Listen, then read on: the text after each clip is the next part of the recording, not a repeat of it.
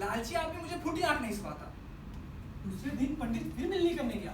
इस बार परियों पर निछावर करने के लिए 101 मोहरे साथ ले गया। चांदी का हुक्का, चांदी की थाल, चांदी की कटोरियां और चांदी की चिलम। ठाकुरानी ने अफीम और दारू देते हुए पूछा, उनके वहाँ चढ़ने के लिए घोड़ा तो है ना? माँ जी, वहाँ घोड़े कहाँ से आएंगे? हाँ, लेकिन सवारी के लिए उम्दा घोड़ा भिजवाए बिना मन नहीं मानता। सोने की छड़ी, रात पदाना और काठी भी भिजवानी होगी।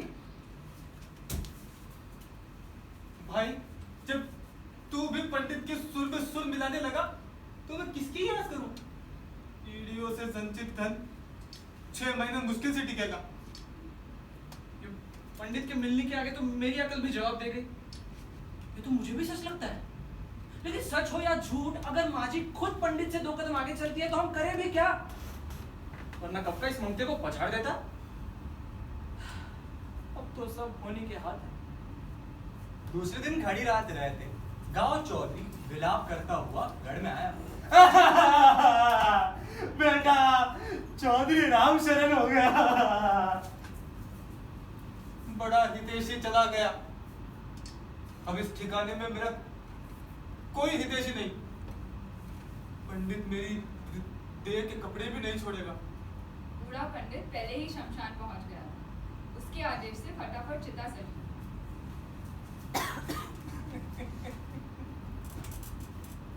अभी जलकर भस्म हो जाएगा।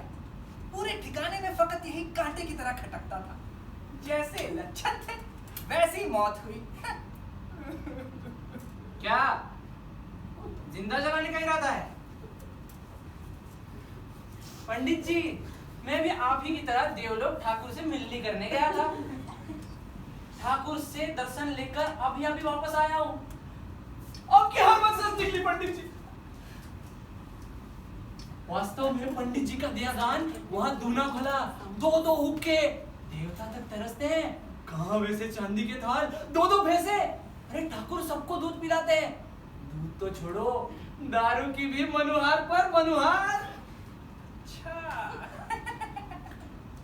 चौधरी नियत बिगाड़कर मेरी लूट में हिस्सा बटाना चाहता। बटाने देता, बात छिपी रही तभी सबका भला है। देवलोक का नजारा तो अभी बाकी है। असली मरम की बात तो अब बताऊंगा, लेकिन तब तक मेरे नौकरों से अर्ज है कि वो 2 सलाखें भट्टी में चिताकर गरम करें। बाकी सब तो ठीक है, लेकिन कल रात थोड़ी गड़बड़ होगी। क्या है कि ठाकुर दारू के नशे में घोड़ा चला रहे थे तो घोड़े से गिर गए। ज्यादा चोट तो नहीं आई, लेकिन घुटनों में बहुत दर्द है। हर वक्त कराते रहते हैं, इसलिए उनके घुटनों के इलाज के लिए उन्होंने उल्टे पांव मुझे वापस भेज दिया। कह रहे थे कि लाल सुर्ख सलाखें पंडित जी के घुटनों में दागते ही उनका दर्द काफूर हो जाएगा। माँ जी, अब आगे जैसी आपकी मर्जी।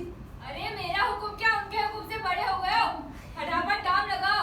उनके दाम लगाए बिना उनका खजाना बंद नहीं होगा। गरीब मत। अरे मेरे दाम लगाने से हजूर का दर्द कैसे दूर होगा? जैसे आपको दिए दान का दूना फल अन्नदाता को फला, वैसे ये दाम भी हाथों हाथ असर दिखाएगा। अरे सलाखें लाल हुई कि नहीं? हो गई हो गई माँ जी, अभी लाए। अरे चौधरी माफ कर दे, ब्राह्मण होकर तेरे पाँव पड़ता हूँ। चौधरी माफ कर दे, चाहे तो मेरे सारी जबरदस्त था ले ले, पर मुझे माफ कर दे। मर कर भी तेरा एहसान नहीं भूलूंगा। फिर तेरी मर्जी। मेरी मर्जी तो कुछ और ही थी पंडित जी, लेकिन आपने पाँव पकड़ लिए इसलिए बात मन की मन में रहेगी।